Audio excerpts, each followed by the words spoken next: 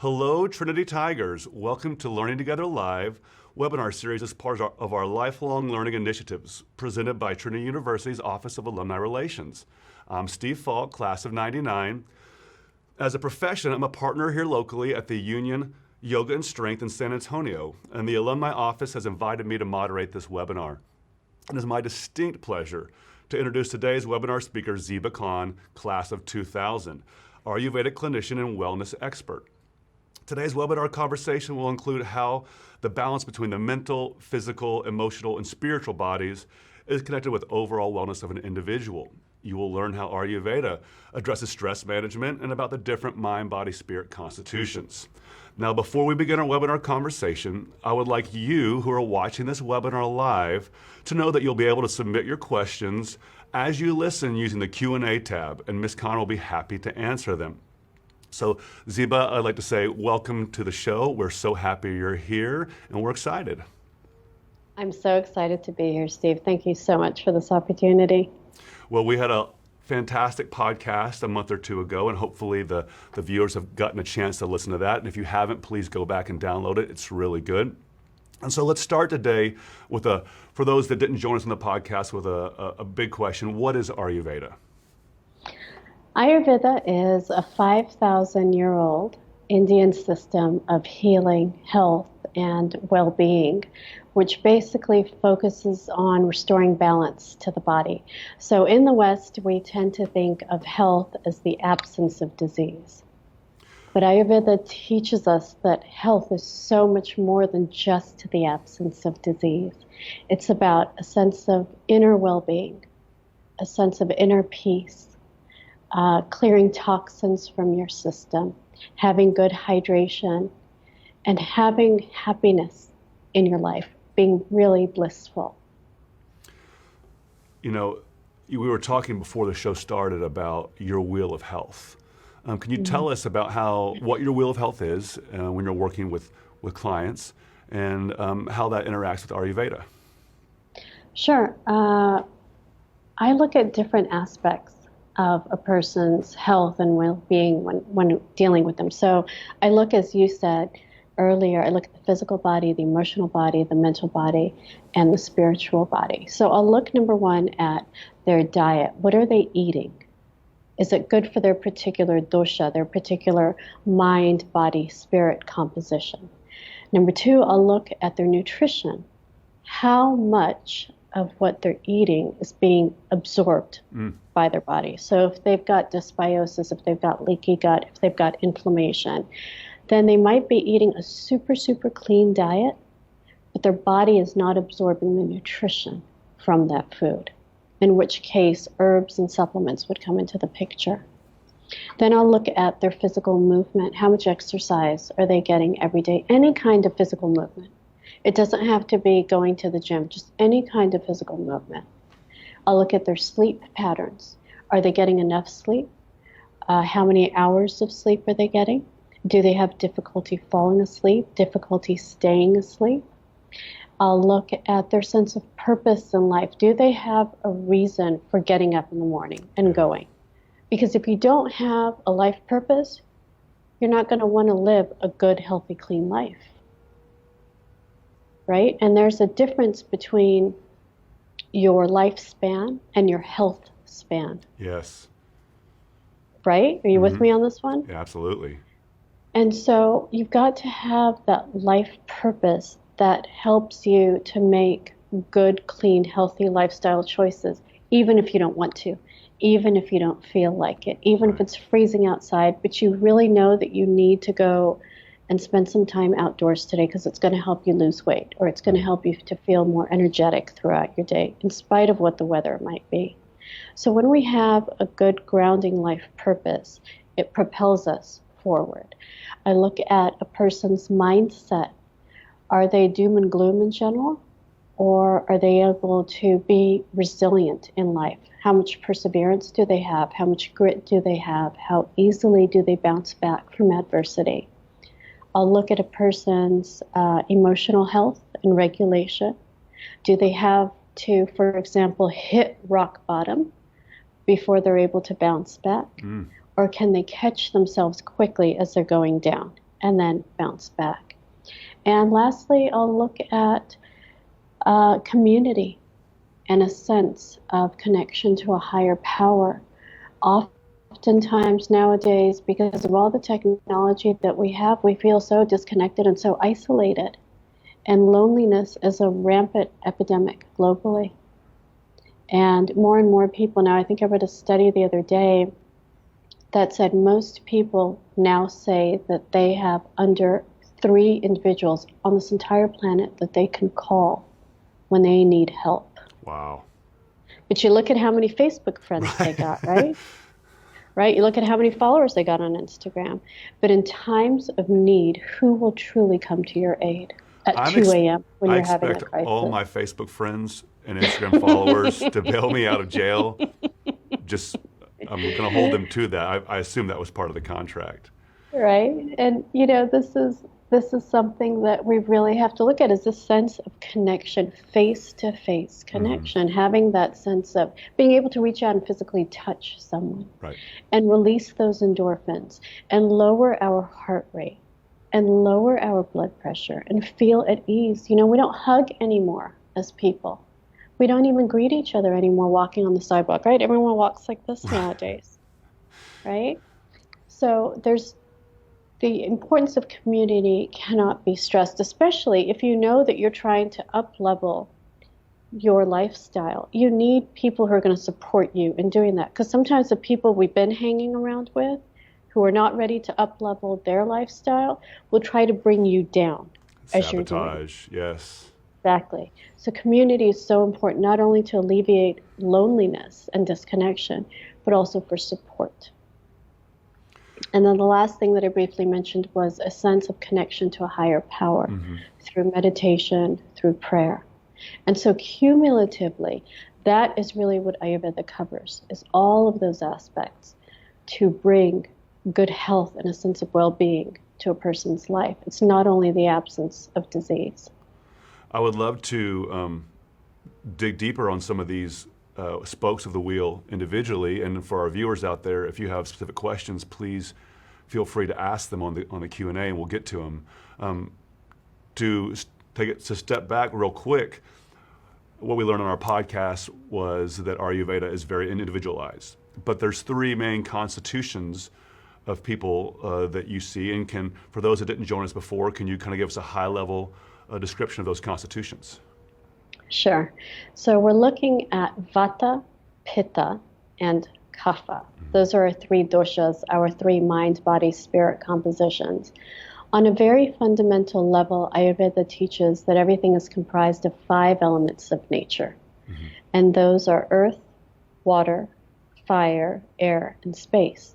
And so when you combine these 5 elements in certain ways, you arrive at these 3 doshas. And so when we look at Kapha dosha, Kapha is the combination of earth and water. So you have nourishment. You think of a tree, right? It's grounded in Mother Nature. It gives life. It's nourishing. That's Kapha dosha. Kapha dosha are all of the end products of your body. And then we have Pitta dosha. And Pitta dosha is a combination of fire and water, but it's a nourishing sort of water that keeps the fire going, not the kind that puts the fire out. Right.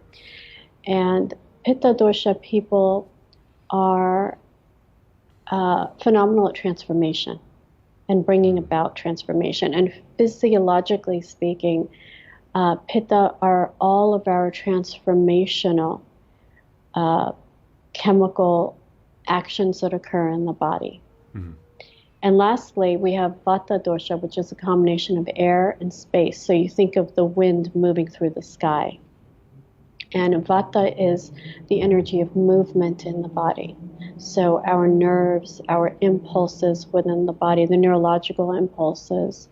And so that's how we arrive at these 3 doshas. And based on your predominant dosha and your secondary dosha, then you tend to be susceptible to different physiological disorders with time.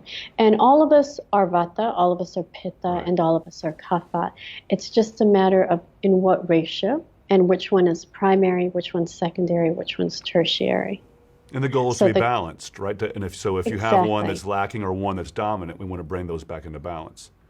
Absolutely. And balance in Ayurveda means 30% Vata, 35% Pitta, and 35% Kapha. So you look at these yogis who sit and meditate all day in the Himalayas, they're 30, 35, 35. Right. We have a question actually from our Q&A, and they asked if they could see the Wheel of Health, if there's an image. And I know we don't have one here in the studio, but is that on your website if someone wanted to go see what that Wheel of Health looked like? Yeah, I can put it up on our website, or we could perhaps put a link Okay, to the Wheel of Health after the notes. end of the show. All right. Yeah, absolutely. So I'll make a note of that right now. Sure. So to our viewer, we can't put it up right now just yet, but we will have it up after, so you can take a look at it. So looking at the Wheel of Health, one of the things you mentioned was nutrition and diet. And we talked about how that's probably going to vary differently from based upon what your dominant dosha is. And so when someone comes in and either they're not well, or maybe they're coming in for prevention purposes, how do you address diet on the Wheel of Health, or nutrition maybe is a better phrase?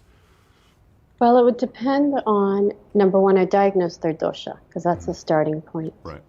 And I would see where their imbalances are physiologically, mentally, spiritually. And we would really take it from there. I'd listen to their physical complaints. So if a Kapha dosha person comes into me because they're 40 pounds overweight and they've got elevated cholesterol, and a Pitta person comes to me who's also 40 pounds overweight and has elevated cholesterol, I would treat them differently based on their doshas, because the Kapha person will respond more quickly to certain protocols, and the Pitta person will not. The Pitta person might actually gain more weight if I put them on the Kapha protocol. Can you give an example? So Ayurveda, I would love to. Ayurveda is extremely customized. Right. So if I have a Vata person, for example, who's coming in, and let's take weight loss, for example. Suppose a person comes in, they're Vata dosha, and they want to lose weight. So this is more of the movement-oriented person. Say they're overweight and they want to lose 40 pounds. I would tell them, I'd look at their diet, see what they're eating. And in that case, the person, because they're Vata dosha, would need to eat more root vegetables. Okay. We're looking at beetroot, we're looking at turnips, anything that really comes from the ground, because the opposite, in Ayurveda, we're always trying to balance. And so the opposite of airiness is earth. So we want fruits and vegetables that come from the earth that are really, really earthy, kind of the pumpkins and the squashes and the zucchinis and the different potatoes and the beetroot, the turnips.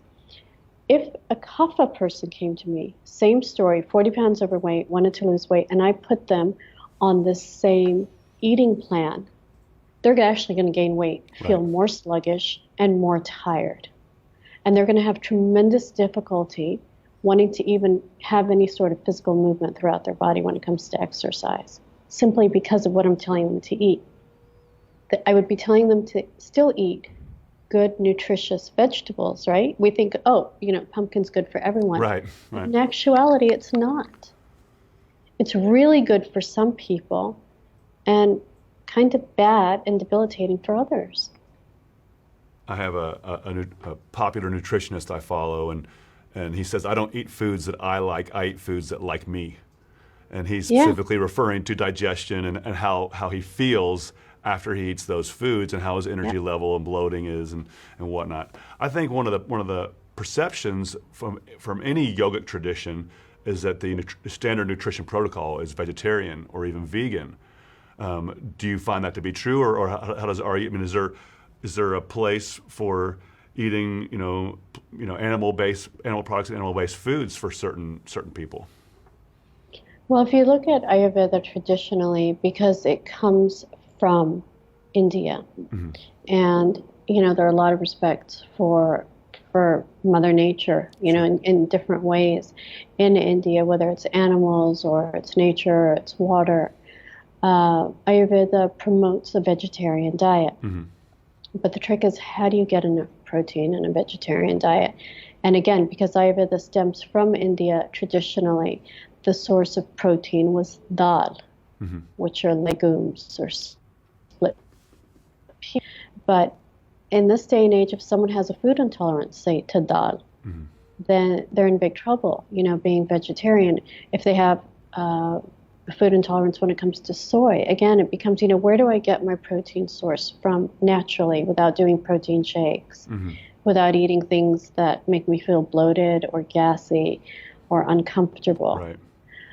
And so what I always tell people is you got to do, as this nutritionist was saying that you follow, Steve, you got to do what feels good to you. Right. Ultimately, at the end of the day, you are your own best doctor. Right. We are all individuals. Our bodies are constantly morphing. You are not the same person now whom you were when you were 7 years old. You're the same Steve Hmm. in some regard, but your body is completely different. Yeah. Yeah, Right? there's been a lot of damage since I was 7. Most, all self-inflicted. There's been a lot of delicious meals and indulgences. So we were speaking earlier before we went live about an elimination diet as a tool you use sometimes. Tell us about when you would use an elimination diet and what that entails. Well, so many people nowadays, unfortunately, have food intolerances because of how food is grown, because of the depletion of nutrients in the topsoil across the board. For example, you look at one head of spinach when it comes to nutrition. One head of spinach in the early 1970s had the equivalent in iron of what 7 heads of spinach Wow. have nowadays. And so if you're anemic, you go to the doctor, you get your blood drawn, it comes back, you need more iron. And you say, well, I don't want to go on iron supplements. I'm just going to increase my iron intake. Right. And you think, well, I'm going to eat spinach because everyone knows spinach is so high in iron. If you eat 7 heads or 7 bunches of spinach every day, you're going to give yourself diarrhea. Yeah. It's not going to go down. It's just not going to happen. And so what we need to do, or you're going to feel sick and bloated, right? Mm-hmm. And so nutrition is so important when it comes to food, but also there's our body's reaction to food. Mm-hmm. Are we sensitive to something? Are we intolerant of this particular food? Are we allergic to this food? And there are all these nuances of, well, if you get a reaction within 15 minutes of eating a certain food, it falls into this category, Mm-hmm. or 45 minutes after eating the food, or up to 48 hours after eating the food. And unless you keep a food diary that says, okay, here's what I ate at this time in this quantity, and here's how I felt, 15 minutes afterwards, half an hour afterwards, an hour afterwards, you're not really going to remember what you ate and how you felt looking Mm-hmm. back. And so you got to look for patterns about how you feel after eating particular foods. And the nice thing about the elimination diet is if you're feeling bloated or if you're feeling gassy after eating, or you get stomach cramps, or you've got to run to the bathroom, or you feel constantly constipated after eating a particular food, the elimination diet allows you to easily eliminate and isolate variables. Mm-hmm. And Yes. eliminate other things, right? You're able to isolate your variables when you do the elimination diet, and it's free. Right. And so the base of Right. that is you just basically, for a few weeks, you remove what we feel like are the common major food intolerances, right? And you stay with a very simple, clean diet for a while and then slowly add things back in one at a time. Is that how it works? Yeah, so typically the way that we do it is we will say, ideally minimum 3 weeks. Mm-hmm. If you think there's a particular food, if you're suspect of a particular food, eliminate it Right. strictly. Strictly. It must be strictly. Otherwise, you're going to get some sort of kind of result back that you're not sure about. And you want to know with certainty. So it's almost like a science experiment. Mm-hmm. You want to absolutely isolate the variable. So remove it from your diet for 3 to 4 weeks, and then introduce it back in after that time period. And have it 2 or 3 times for 2 days in a row. And if you're going to have a reaction, chances are very high that you'll have a reaction within that 48-hour period. Mm-hmm. And then you'll know, oh my goodness, you know what? I was maladapting to feeling bloated all the time. And since I've gone off of corn, I feel so much better. Right. My stomach looks flatter. I've got more energy. My rash has gone away. Because very often the skin is linked to gastrointestinal issues. I was ironically or coincidentally, I was at Chipotle yesterday with one of my yoga teachers, and we were getting, she's a vegetarian and I am not, and we were getting our meal, and I noticed she didn't get corn because she's getting all the vegetables. I said, oh, you don't like corn? And she says, well, when I eat corn, it makes my joints hurt. And I said, oh, well, I said, how did you figure that out? She said, well, I love popcorn. And it's a relatively low calorie snack, and I was having popcorn every night, and I realized that whenever I ate popcorn, my joints hurt the next day. And then so I tried to stop eating popcorn, and guess what? The pain went away. So that was kind of not by no means a true elimination diet, but it was something that was very obvious to her that when I do A, I get B, and B is not a desired result. So you can Exactly. It's a very clear cause and effect, and it's free, Steve. You don't have to go to a doctor. You don't have to pay a lot of money. You don't have to worry about insurance. It's probably going to save you money, disciplined. actually, because you're not spending money on popcorn. Well, Absolutely. I would try elimination diet as long as you can guarantee me that I am not intolerant of gluten, dairy, coffee, alcohol, or sugar. If those are still on the table, we're okay. That's a tough one. But so many people nowadays are going gluten-free, Right. and again, coming back to our food supply, and particularly with ingredients like soy or corn, sometimes people are not allergic in truth to the corn or the soy. It's just that they're having too much of GMO corn Right. or GMO soy. And when they have the organic stuff, the clean stuff, their body doesn't have that nasty reaction. So that needs to be taken into account too. So I want to switch gears here a little bit and move on to a different wheel or different spoke on the wheel of health, because I think we could talk about nutrition all day long. And I don't want you to give away all your trade secrets. But let's talk about sleep. Sleep's a big thing now. We're becoming more and more aware of how important it is. How do you address sleep and rest in your practice? Well, sleep is crucial because it's, when we're sleeping that our brains really process all the information that we've gathered during the day.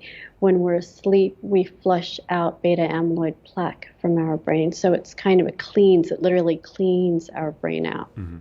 And, conditions like Alzheimer's, for example, show an increase of beta amyloid plaque. So sleep is very important, especially if you have a family history of Alzheimer's or dementia.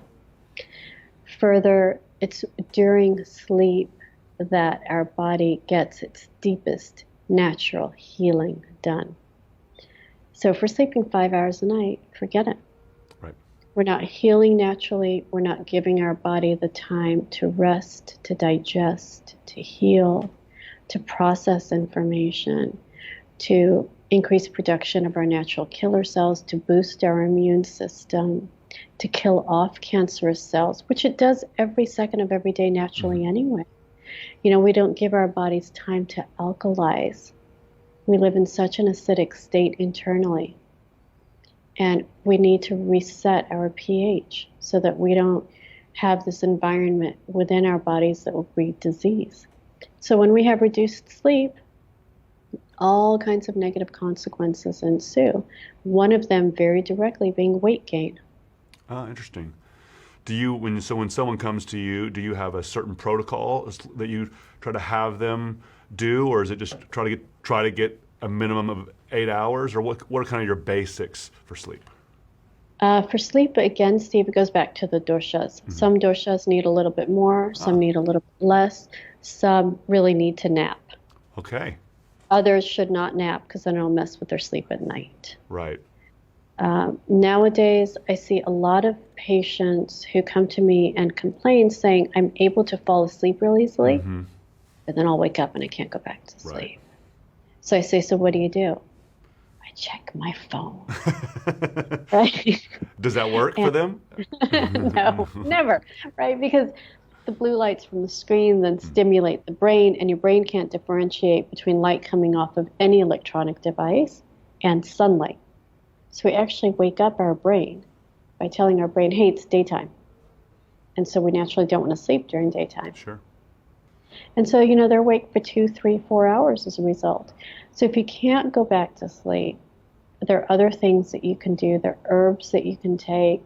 There are natural supplements that you could take before you go to bed to help you stay asleep.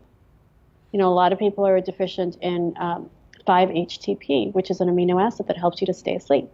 Right. And it's completely natural. It's produced in the body naturally, but sometimes we're just deficient. And all you have to do is, take 1 or 2, and after a few months, you actually retrain your body how much to produce, and it'll produce it naturally, and you're able to stay asleep and fall asleep easily. It's great. Is there a tool, you mentioned naps, and first question is do you write prescriptions for people to take naps, and can they show that to their boss? That would be, that would be good. And B, so for me personally, I actually sleep pretty well. I'm a deep sleeper, and I don't have trouble going to sleep. So if I nap, I feel terrible after a nap. I'll sleep for 30 minutes, and I'll feel like I woke up and I'm super groggy for a couple hours. Is it as simple as that? Do you feel better after you nap, or worse, as a guideline of whether one should nap or not? I think so. Yeah, I definitely think so. Again, it goes back to you being your own best doctor. I mean, you could come see me and I could tell you that you're Pitta dosha, and so you should not nap because that's going to interfere with your sleep at night. Right. But the Vata dosha people definitely need an afternoon nap for 20 or 30 minutes because they're so go, go, go in the morning and they're so high energy in the morning, and come, 2 o'clock, they're ready to crash. Right. But you give them 20 or 30 minutes and they wake up again and they're ready to go real strong for another 6, 7, 8 hours. And instead of napping, they're just hitting Starbucks, right? And consuming caffeine, and most likely caffeine and sugar to kind of temporarily fix that, and that's not good either. Okay, so we actually have another question, and we have Deborah wants to know. She's a Western medicine physician, and she's interested in learning more about Ayurveda and how to integrate that. Is there a certification that you recommend for these practitioners that, hey, I want to integrate this lifestyle training and this practice into my practice? I think Deborah should kind of seek out, she should do some research on the internet and kind of find someone who really resonates with her as far as a teacher goes. There are some online training courses that she could take that I personally would not recommend, because I think it's really, really important for you to see patients. And so, the program that I had me going to India to see patients at an Ayurvedic hospital there. I had to see them here in Singapore, and it was a lot of hard work, Right. But, if you just do the theory online, you get one thing, but especially given that Deborah's also trained in Western medicine, I'm sure she'd want to see.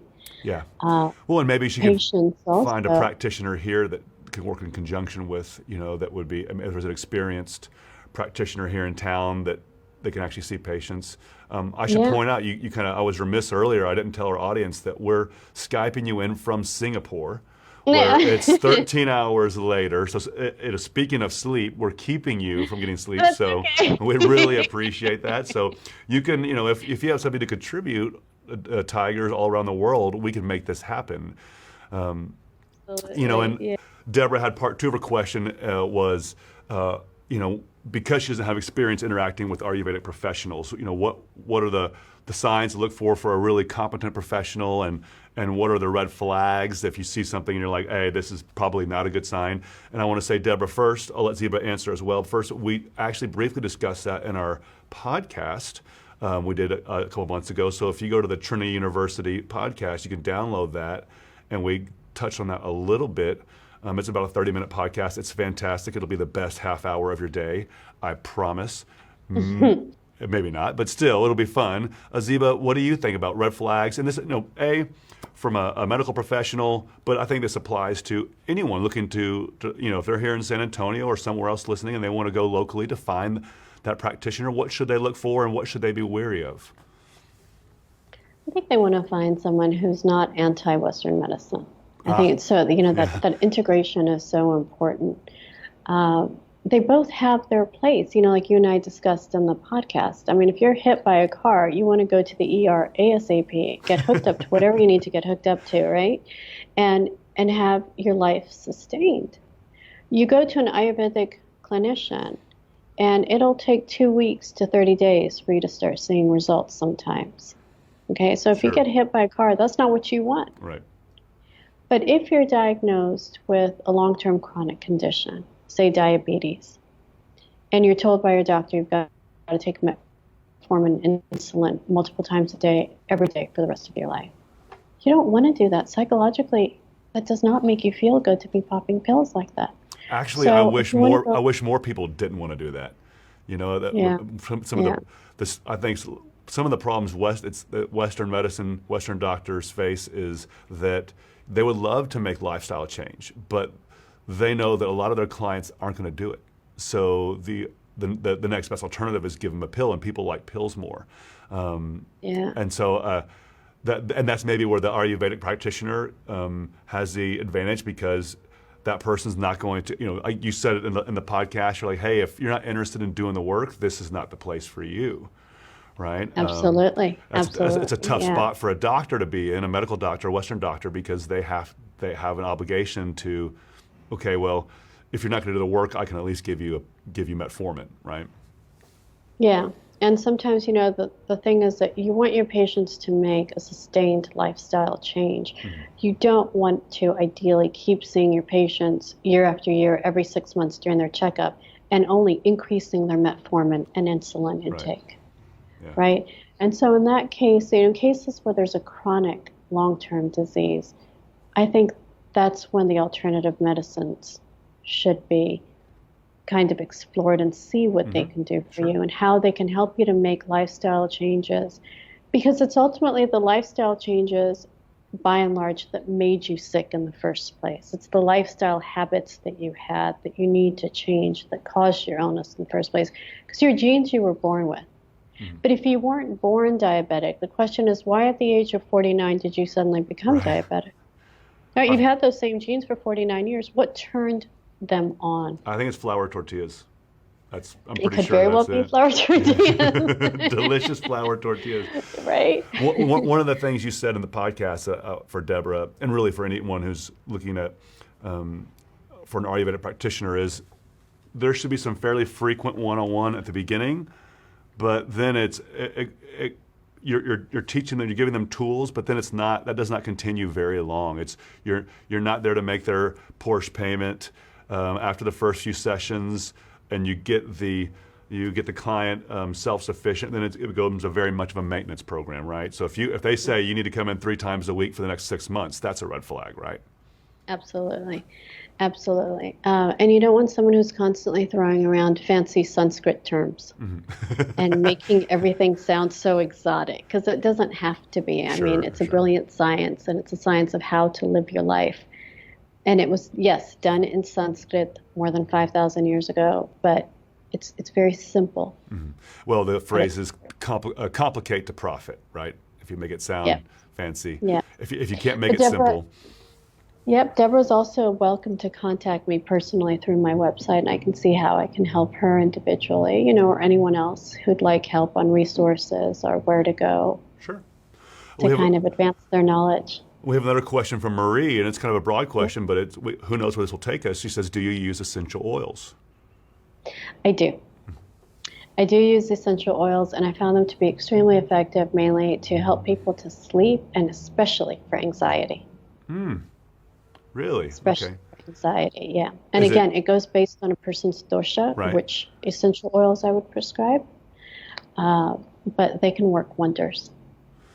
Oh, Absolutely. I have a good friend here in town, Nydia, who teaches a great yoga class, and after class she brings the essential oils, the peppermint oil. When you're in savasana, and it's a very, I don't know I don't really typically have anxiety issues, but that is definitely a relaxing, charming touch. So I can see how that would be useful. Yep. French lavender is another one. Lemon verbena or lemongrass. They're extremely soothing because they activate the olfactory system. Sure. And they allow us to go into this healing mode where we activate our parasympathetic nervous system. So even if we're stressed out with the work that we're doing in the laptop in front of us, if we can stick a few drops, pour a few drops of essential oil in the diffuser in the same room, we'll begin calming down. Even though we have that same stressful work, it'll just be less stressful all of a sudden. We were talking before the webinar about our demographics, and I believe we've got a lot of women watching today, which is not surprising. Let's talk about women's health.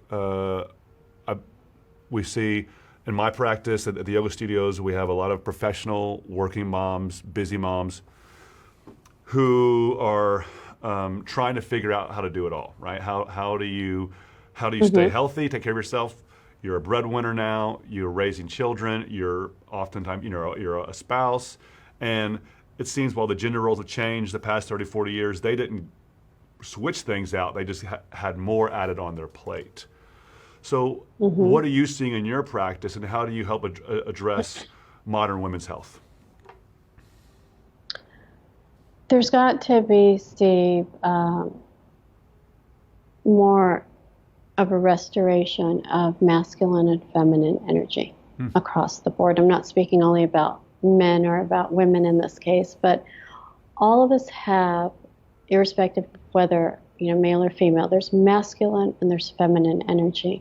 And there needs to be a balance between the two. For example, in the physical practice of yoga, there's hatha yoga. There's a sun, which is the masculine, and the moon, which is the feminine. And in our lives, there needs to also be a balance between the masculine energy, which is traditionally this archetype of thinking and doing. And then there's the feminine, which is the being and feeling. And as women traditionally, for thousands of years and in many cultures, we have been the ones to feel and to be. But given, post-industrial revolution, we're now doing a lot more. Right. And so women have had more of an adjustment to make energy-wise between being, in the state of masculine energy, by and large at work. You got to be go, go, go, go, go, ambitious, driven, do, meet those deadlines, produce those products, get those deliverables out. And then at home, especially if we have children, to being there for the children and feeling and being nurturing and loving. And it's draining. Sure. Oh my word, it is draining. And men have also had to make that adjustment to some part, but by and large to a lesser extent. Sure, I agree. Right. And then we also have our hormones as women. Not only our monthly hormones, but the cycle of going through puberty, hitting menarche, getting our cycles, and then hitting menopause as well. And the changes that brings not only to our body and where we put on weight when we're perimenopausal, how much weight we put on, how it affects our moods, whether or not we get hot flashes, how we feel post-menopause, what it does to our libido. There are all of these factors that need to be taken into account, in addition to all the work that we're doing outside the house, too. And so having to balance this masculine and feminine energy is really, really important. And a fantastic way to do that is to have a morning routine for yourself. Because the truth is that if we don't take time out for ourselves first thing in the morning, we're going to start checking email. We're going to get on WhatsApp. We're going to check our SMSs. We'll get on our phone, right? We'll turn on the TV, whatever it is. We're going to listen to this podcast, and we're just going to start, and we're going to be so go, go, go, go, go, which again is masculine energy. And so this is the time, first thing in the morning, ideally before everybody else in the house even wakes up. So for sure no one's going to interrupt you. Right. And you just take some time out for yourself just to sit quietly, ideally in prayer or in meditation, and just really go within and see how you're feeling. What do you want this day to look like? To visualize, What do you want this day to be? Where do you want to go? Who do you want to talk to? What do you want to say? What do you want to contribute? What do you want to get out of life today? And sometimes it helps just to ask these questions and to sit in silence and to see what the answers are that come to you. Sometimes you won't even get answers. just to listen and again to be open to receiving, because that's where that feminine energy Right.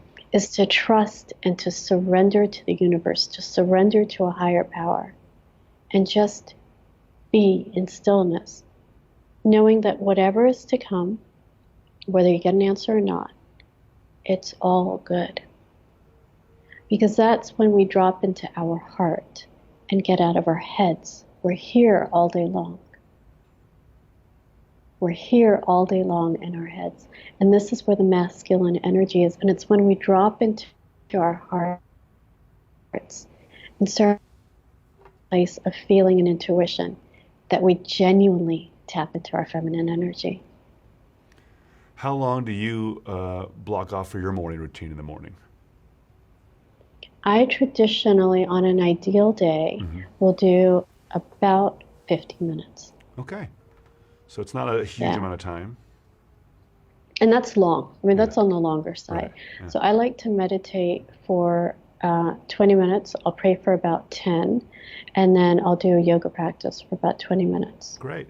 And so we're kind of addressing this spiritual side of the wheel of health that we talked about earlier. We tell our clients that who are trying to find time, make time for their health and do yoga in the mornings. And I say, hey, at 5:30 a.m., at 5 a.m., there's no happy hours.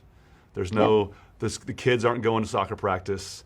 It is typically a time where there's very little competition for your time. And so if you can make that happen, it's great. Of course, you have to balance that with sleep. That means you have to go to bed early. That means you can't stay up late watching TV. If you want to get your 7-8 hours of sleep and still get up early, that's really important too. Yep. You prepare for your tomorrow the night before, is what I tell my clients, right? You got to go to bed early enough. Yeah. And so you can have that morning practice. And you set the table, that just means having your clothes laid out, whatever it is you're doing, so you're not rushing in the morning, scrambling to get things done. If you're a coffee drinker, you have your coffee prepped and ready to go the next morning, or tea, or whatever it is, whatever part of your morning routine is. And again, it comes back to having that sense of life purpose. Sure. Like, why do you want to get up at 5:30 in the morning? Like, you were speaking to this gentleman. Why do you want to do it? You want to do it because it makes you feel good. Right. Yeah, you might be a little bit tired because, you only got 6.5 hours of sleep and you got up at 5:30. But goodness, you feel really good throughout your day because you've done this. Whether you've journaled or given gratitude or whatever your personal practice might be, just to get out of your head and take a deep dive into your heart and explore what's there and what you need, what your inner child needs from you, the adult. It's fantastic. Well, and I think you made a very interesting point when you were talking about your morning routine is, what do you want to get out of this day? And I think it's going to be different for every single person, but what is a successful day? When the day is over, what needed to happen for you to be happy with how this day turned out? Exactly. And you're taking a mindful approach to that, and I think much more likely to achieve it if you take that time to set that goal and set that intention. Absolutely. And then, you set the intention, you plant the seeds, you're mindful in all of your choices and all of the subsequent choices throughout your day, and then you let go of the outcome. You don't live in a state of regret because you know that throughout your day you were present and you did the best that you could in every single moment. Right. It's not a failure if it didn't turn out that way, because sometimes it will and sometimes it won't. Exactly. But you don't have regrets and think, oh, I should have. You don't start with the should haves and I wish I had and what ifs. You just don't, because you were present all day. Right. The first thing you did in the morning was plant that seed of intention that here's what I want to get out of my day today. And you lived your day mindfully, and you try to detach as much as possible from the outcomes. And you're happy. You're happy that way. We have another question. And Deborah's back, and she I believe it's the same Deborah. What's the most common condition that people seek you out for? Is it, and we kind of hit on some of these before we went live, so I think it's a great question, Deborah. She wants to know, is it anxiety? Is it chronic conditions, digestion? Is it people who went to Western medicine to seek treatment and they did not find success, so they're coming to you as hey, this didn't work, I'm gonna try Ayurveda? Yes. I mean, I see people for all kinds of ailments. Right now, I've got a lot of patients who want to lose weight, anti-aging. They want to increase their energy levels. Women who are having hormonal issues. Some of my clients are having anxiety. Mm-hmm. And I would say gastrointestinal issues as well. Well, we haven't really talked about anxiety. I think that's a really common issue now as people are more stressed. Tell us a little bit about your approach to anxiety. Anxiety has to do with ruminating thoughts ultimately. It has with controlling the mind, but it also has to do very often with an amino acid imbalance. Okay. So with my clients, I look at, physiologically what's going on in the brain as far as neurotransmitters go. Right. And then from there, I will see what they're anxious about. What is it that's causing them anxiety? What areas of their life are they experiencing fear about the future and why?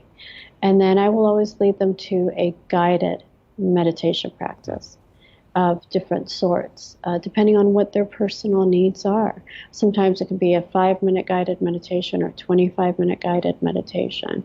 Sometimes with a positive resolve, as we call it in Ayurveda, which is the same thing as a positive affirmation that they chant to themselves. And it's all about, again, activating the parasympathetic nervous system so that they can relax, that it's okay. They have this imaginary fear about the future that hasn't manifested yet, but what they're doing is they're reaching out there and they're bringing it here and now, and it scares them. Yeah. And they scare themselves. They scare their body with their thoughts.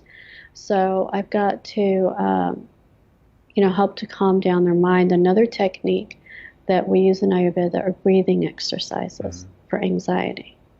So again, depending on where the anxiety is in the person's body and how they're experiencing their anxiety, we prescribe different kinds of breathing exercises to help calm them down. You said it could be a deficiency. Is that because stress uses up some of these neurotransmitters or amino acids in the brain? If they're, I think it was a great way of putting it. They have this idea of what's going to happen in the future that hasn't happened yet, right? They're worried about. Does that stress or other life stresses, is it, for a lack of a better phrase, burning through some of these things we need? That can be a contributing factor. Diet is another contributing factor, Okay. Not eating enough protein, having malabsorption. So sometimes, like I said earlier, people are eating super clean. Their bodies, they've just got, for example, maybe they've got perforations in their gastrointestinal lining, so everything's just seeping out into their bloodstream. And it's not being absorbed lack of assimilation by their body. Exactly.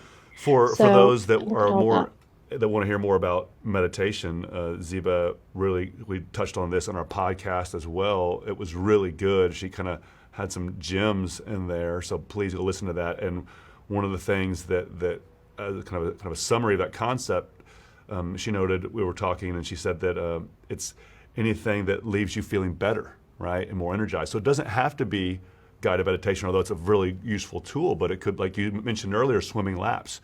Are you, do you feel, are you better able to handle the day's stresses, right, as a result of doing that practice? Absolutely. And, do you feel like a better person? You feel like a better person, I think, when you're just less reactive. You might still have those same triggers, Right. Okay? The same person annoys you, the same comments annoy you, but you feel that you're now responding instead of reacting.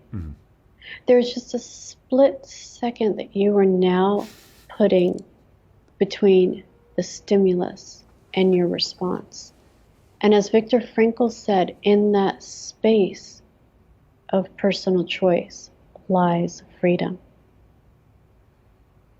So you are not a slave any longer. You're not taken captive by the stimulus every time it occurs. Now you have the freedom of choice about how you want to respond to this annoying person or this annoying comment or your 2-hour commute to work every morning. So you're saying that everyone who comments online did not do their meditation that morning. Is that what you're telling me? We kind of have a related question from Jordan. It says she or he, I'm not sure. What are your favorite apps for meditation and otherwise? Do you have a recommended app that you like to use or give clients that are not local to you? I am actually on an app through Mind Valley. It's called Solvana. Solvana. Solvana. So Yes. obviously the Ziba app is the way to go. That's good. And you do guided meditation through that? I've got guided meditations on there for different categories. The way that Solvana has it is, there's a health category, there's a manifestation category, there's a relationship category, financial abundance category, and it's not just myself who's on there, but there are many, many spiritual teachers from around the world. What I personally like about Solvana is they only work with the top 1%. And so you get a lot of variety and people from different cultures and backgrounds and modalities as well. Awesome. So depending on how you were feeling that particular morning or that Right. particular afternoon when you get up, I think you can really find whatever you need on there. And there are also varying lengths depending on how much time you have. Gotcha. Evelyn would like to know, do you have any insights about the CBD oil? She has non-THC here, but obviously CBD oil is, at least in the space I see, is the most popular new supplement that's out, and everyone's selling it, and I'm sure there's various grades of quality or lack thereof. What are your thoughts on CBD? I think CBD oil is fantastic when it's used correctly. And by used correctly, I mean, again, you've got to look at the person's physical ailments. You've got to look at their doshas. You've got to see how advanced things are. And you've got to dose it correctly. So that's very important. If you dose too much, there are adverse side effects. If you dose too little, then you don't see any results. Right. But if you find, again, a high quality CBD oil and you're working with a practitioner who's looking at all of you, not just, oh, you have anxiety, so here's how much CBD oil you need. But it's, why do you have your anxiety? What is your body weight? Where do you feel the anxiety in your body? What kind of dosha do you have? Okay, now here's how much you need at these particular times during the day. Then it'll be effective for you. Then it'll be therapeutic for you. And Deborah replied that she will be reaching out to you, so you can look forward to hearing from her. So I look that's a forward to that. fantastic connection. Absolutely. There was one thing that she asked, and that was whether or not people come to me after they've gone to Western medicine. And by and large, yes. Oh, They've gone great. to Western medicine, it's failed them.